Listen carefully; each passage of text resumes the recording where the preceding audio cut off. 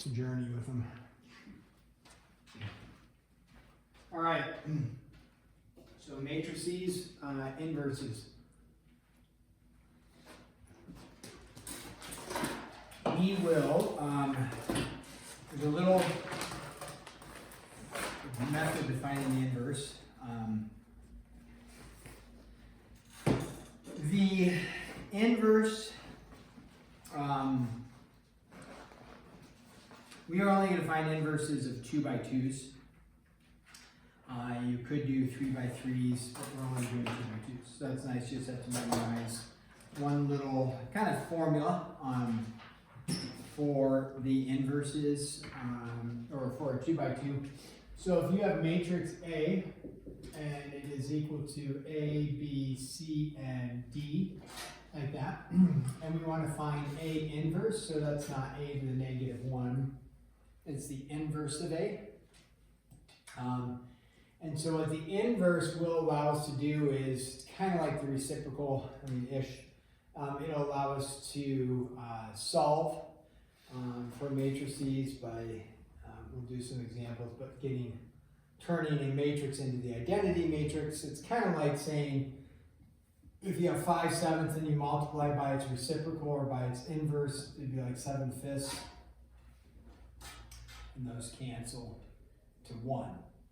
So it'll be kind of like that idea. So with this, the little formula is, you take 1 over the determinant of A. So you find the determinant of A, which you worked with, and then you multiply that in with scalar multiplication. You multiply that in to the same elements, but the elements are going to be rearranged and then also different signs. So you take A and D and you swap those. So you just, whatever they are, you just swap them. And then B and C, you just change the sign on B and C. You keep them in their same spot, but change the sign. So it's really amazing somebody came up with all this. Yeah. And then it works, and it works to solve equations, which we'll show today. So that's how you find the inverse. You go 1 divided by the determinant, and then flop A and B, D, and then do the opposite signs of whatever B and C. So if we had a matrix, let's just do an example of this. If you had a matrix 4, 7, 2, 1, actually let's throw a negative in there like that. 4, negative 7, 2, and 1. And if you want to find the inverse, you would take 1 over the determinant of that. So how do I find the determinant of that? Right? It's 4 minus a negative 14, so positive 14, so 18, 4 minus a negative 14, so 18? So it'll be 1/18 times, and then you take your 1 and your 4, and go 1 and 4 like that. And then you change the sign, you don't swap them, you just change the sign, -2, +7. Then you would distribute the 1/18 in, and so you would get 1/18, 7/18, -1/9, and +2/9, like this.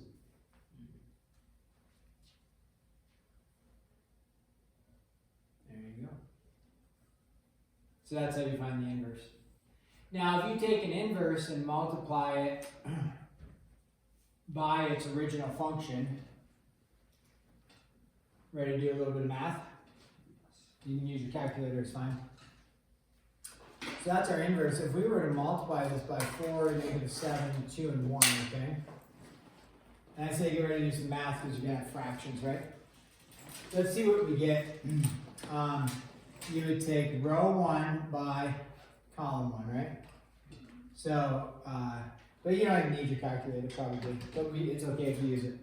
But if we take this, what do you get? 1/18 and 4/18, right? 4/18 plus, or right, you're adding 4/18 plus 14/18 gives you 18 over 18, so it gives you 1. Then we'll take row 2, column 1. You get -4/9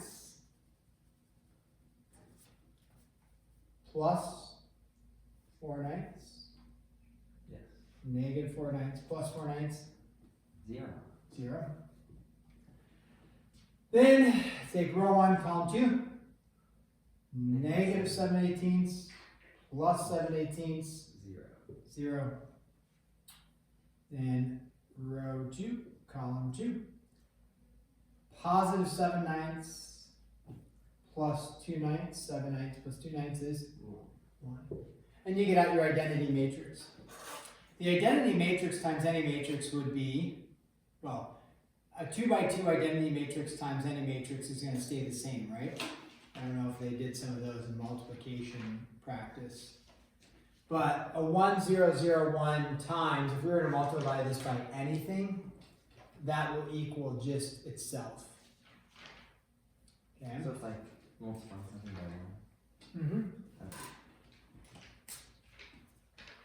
It is, it's like multiplying by 1. So, when we have a matrix, or this, use matrices to solve.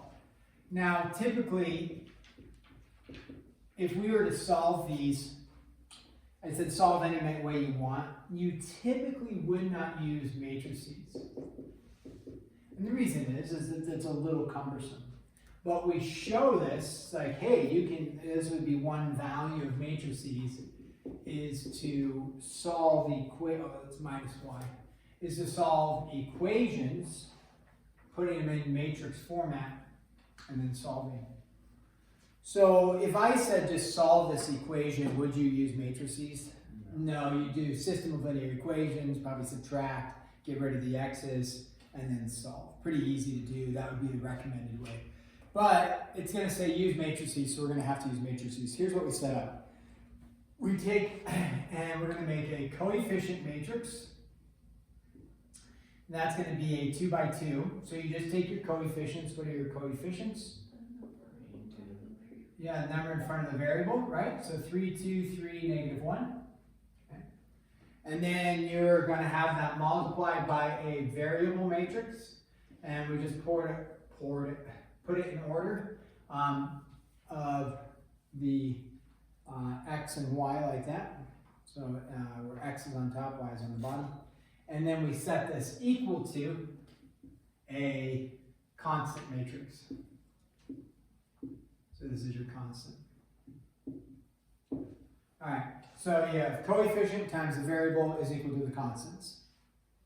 Then we go to solve. Well, we can't subtract the coefficient matrix over, right? Because how is the coefficient matrix applied? It's applied with multiplication.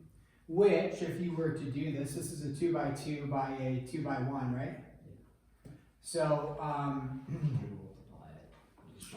you could multiply it all together. If you did that, what you would end up with is like 3 times x is 3x plus 2 times y. 3x plus 2y. Okay. So yeah, but we're not going to do that. But that's where you'd end up right back at this, actually.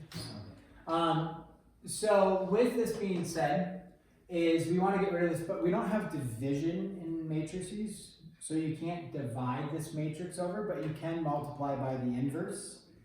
And a matrix by its inverse gives you what? We just showed that over here. Matrix by its inverse gives you the identity matrix. So if I were to multiply this matrix by its inverse, what would I end up with? I'd end up with the identity. And if you have the identity matrix, 1, 0, 0, 1, times xy, like that, right? Then when you multiply this by this, what do you know? The identity matrix times anything stays the same. Because if you do it, it would be 1 times x is x, 0 times y is 0. You'd just be left with x, right? And then 0 times x is 0, 1 times y, excuse me, is y. You just have xy, right? So then that matrix it'd be gone. This times this just gives you this. So if I can multiply this by its inverse, it turns into the identity matrix, which then just leaves us with xy. But you don't just do that to one side, you would multiply both sides by the inverse. So that being said, find the inverse of this, and then multiply it to the right side. We don't need to multiply it to the left side unless we wanted to confirm that it was the correct inverse, because if it is the correct inverse, like how did we know this was our inverse? We did it correctly?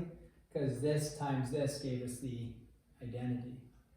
So if you have, but we don't need to show that the inverse times this gives you this and this gives you this. Okay? So it's kind of similar, like I showed earlier, if you have 3/4 x is equal to whatever, 10, you could divide by 3/4 or just multiply by the reciprocal, right? And typically we don't show that that's 1x and then that it's x, right? We just know that that goes to 1 and we just have x. And then it's equal to 40/3 and you'd be done, right? We don't bother saying 1. So this times its inverse is going to go to 1 in matrix format, which is going to go to that.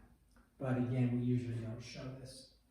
So when we go to multiply the inverse to the other side, does the inverse come to the right side of the constant or does it come to the left side of the constant?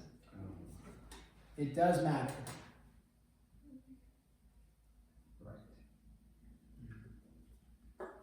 And you just look at the dimensions. What are the dimensions here? 2 by 1. This is the 2 by 2. Could you multiply those together? No, because the innards aren't the same. So where does it have to go? On the left side. So we're going to put the inverse on the left side and then multiply it to the constant matrix. Yep, 5 by 2. Or 5 and 2. So we find our inverse. So what is our inverse of this? Negative 1. Oh, what are we doing? The determinant. Right, we got to go 1 over the determinant. What's the determinant? -9. -9 because it's -3 minus 6, so -9. Good. And then we take our, flip those, right? 3, -1 and 3. And then switch the signs on the other two. Switch the sign 2 and -2, -3. Okay, now we distribute that -1/9 in. We'll do the work up here. So you would get out what, 1/9 plus or positive 2/9, and then 1/3, and then -1/3 times xy. I'm sorry, not times xy, 5/2. Oops. 5/2. We're solving for xy. Okay. Questions where those numbers came from? Okay, and then you take row 1 times column 1, so what do you get? 5/9. 5/9 plus 4/9. 1. Now, it won't always work out that it's integers. It could be fractions, but they made it, some of them, most of the answers here are fairly easy. Right? They work out to be integral values, you know, so. And then you take this and you get what? 5/3 minus 2/3. 1. Now, this is back to 16-1. What does x equal? What does y equal? Yep, because you just match across, right? X equals 1 and 1.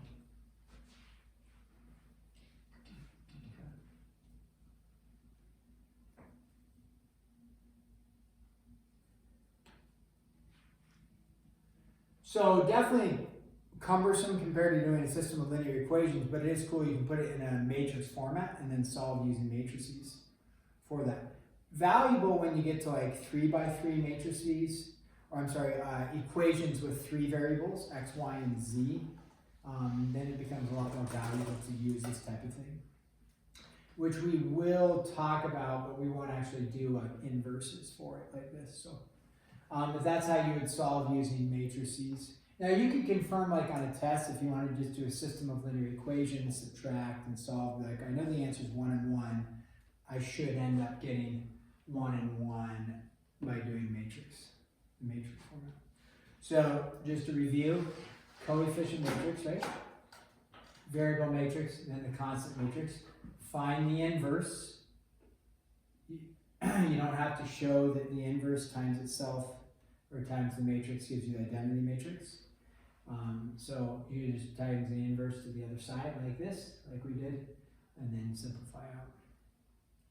Now, what happens, can you have, remember system linear equations, you could have one solution, check, or you could have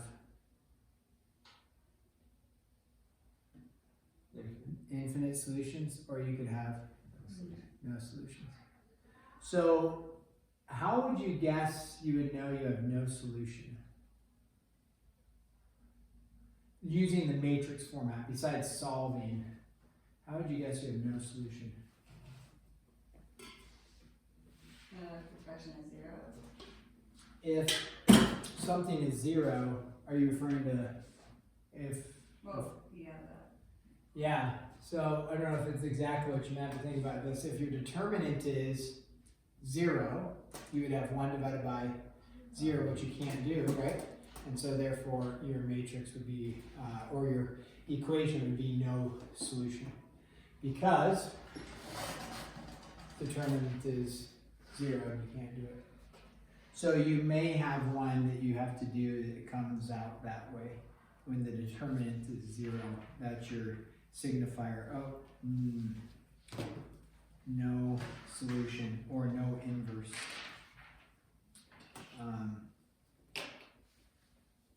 So.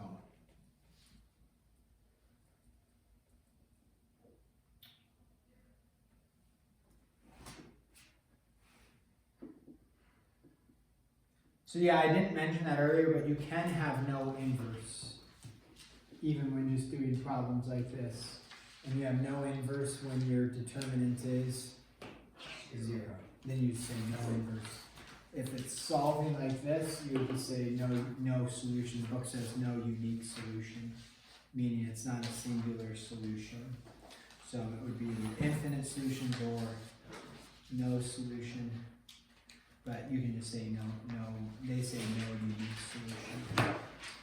Okay, I don't think we need to do another problem. I'm going to show you, you do have another type of problem, but I'm going to let you, I'm not going to work the whole thing out. Unless you want me to, happy to do it.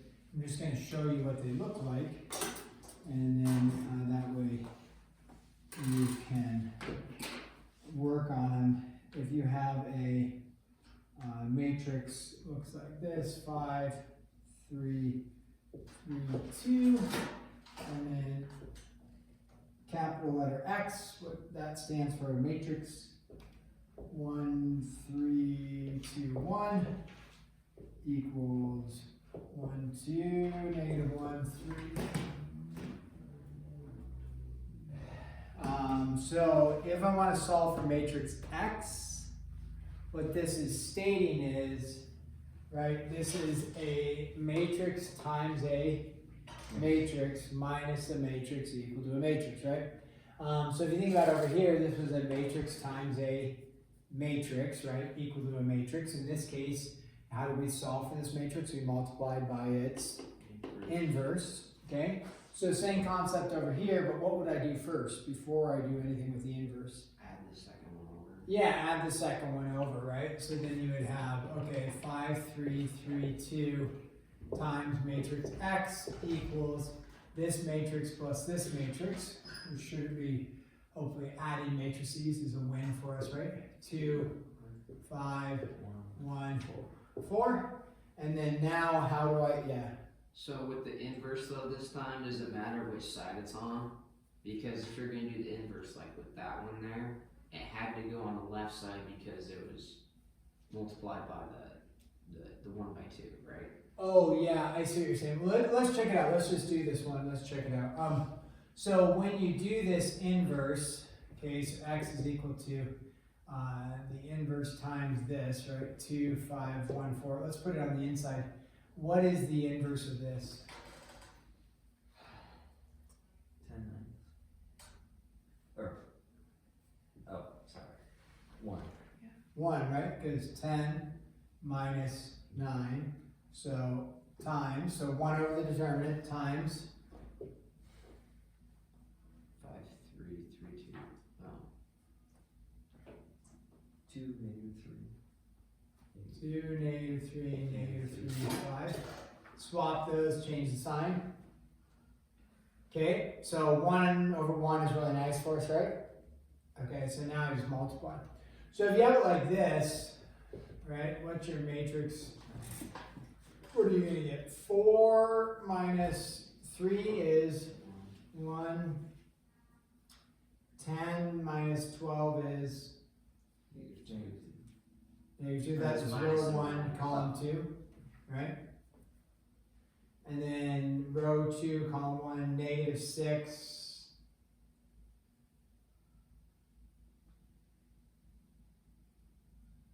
-6 plus 5, -1, and then -15 plus 20, 5, right? So you say, okay, that's my answer. If you swapped it around and said 2, 5, 1, 4, right? And then 2, -3, -3, 5. So swap it around, let's check it out. What do you get? 4 minus 15. -11. So right away do we see it doesn't match, right? Yeah. So yeah, so the question is, does it matter? And the answer is it must matter. So does the, Right. the inverse always goes on the left. Or what? We'll put it on the left-hand side. Okay. So. Okay.